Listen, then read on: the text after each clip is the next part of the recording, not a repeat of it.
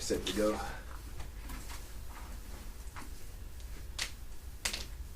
Get me started. Go right ahead.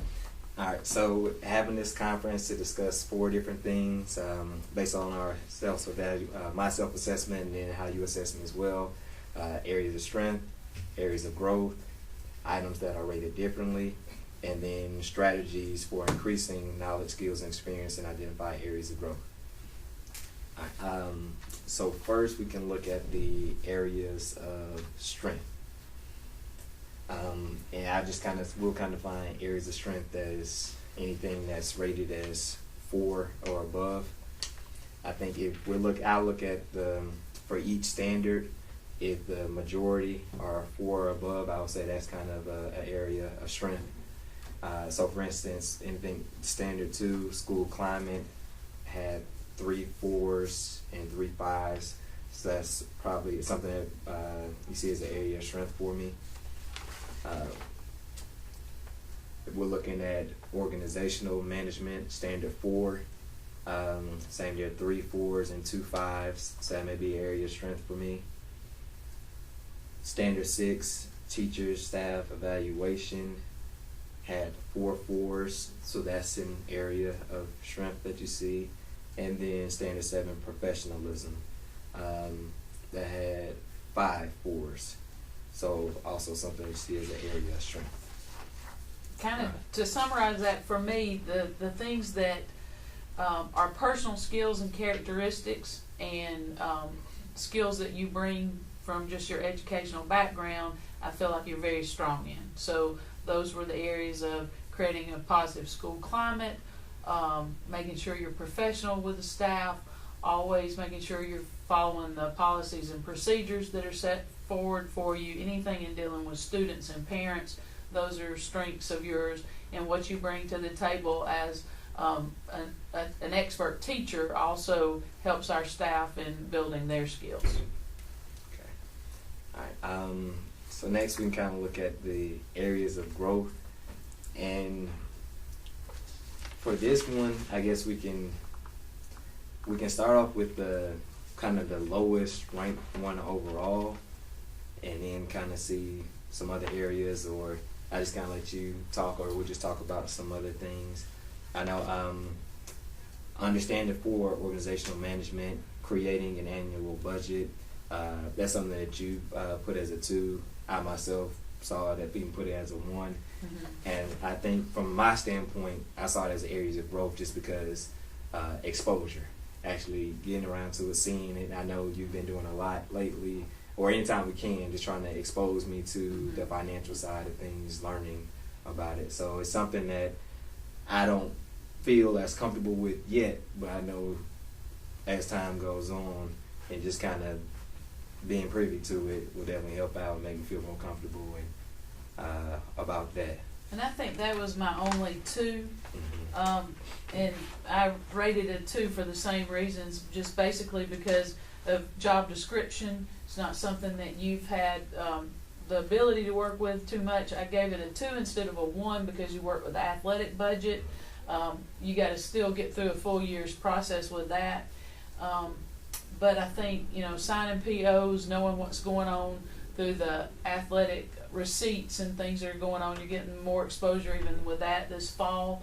But then the overall budget planning process will start up in the spring. And last year in your position, just taking over, you didn't have a lot of time to work on that with me, but I see that as something that you can get some experience in pretty quickly.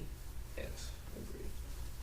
All right, and I think so there are several other areas where there may have been 3s, which is somewhat skilled, and I think a lot of that may have to, it's where you score as 3, I score as 3 on a lot of them.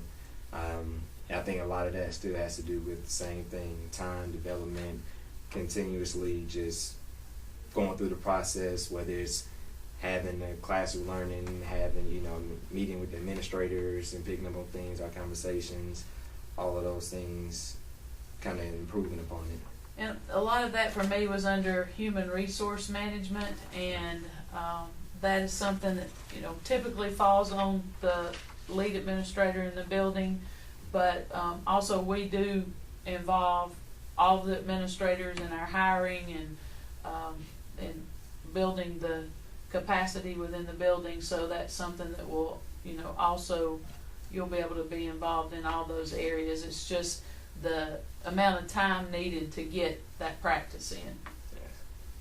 I know.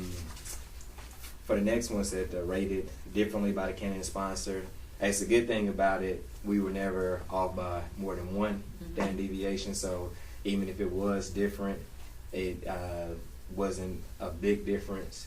I know we went through and we kind of added up for each standard, just the difference it was in the total in that area overall. Even there was still pretty close. It seemed like overall when we did the adding up for the standards, the way I rated myself versus the way you rated me, I had myself a little bit lower. I think a big part of that for me, I guess from my viewpoint, may be that I'm not looking at myself necessarily just as first year coming in. It's like, I'm doing a good job learning, I'm progressing as well, but I'm also I hold you all to such a high standard. So I'm kind of looking at it in comparison. And it may be a good thing, maybe a bad thing. I understand it. So if I rate myself low, I don't feel bad about it because I see where you all are. I know I'm not there now. I know it's going to take a while to get there, but that's where I'm striving to get to. So when I'm kind of looking at how you all are in certain areas, I'm kind of looking at that's my goal, to eventually, whether it's in certain areas, it may be I can get there within a year. Certain areas it may take a little bit more time, but just that's the overall goal. And sometimes I may have ranked you higher than you did because I look at potential in an administrator or a teacher. I feel like you can teach skills, you can teach technique. It's a little bit harder to teach personality, character, integrity, and the experience that you have. So I want those things. You can mold somebody, you can give them the experiences they need to become an administrator. So that's more important to me, those personal characteristics and the knowledge of the education that you bring to the table. So we can always give you more experience and more time, but you can't make somebody personable with people. You can't change someone's personality. So that's more important to me.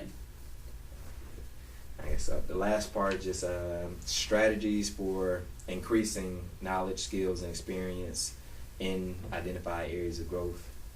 I think that's something you kind of already alluded to earlier with just that exposure.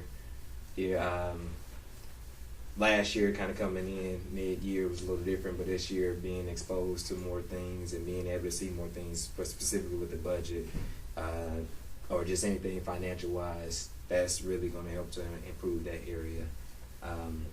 Anything else in particular? Just a full year of the teacher evaluation plan. You finished the year last year for another administrator, so having that full year of experience.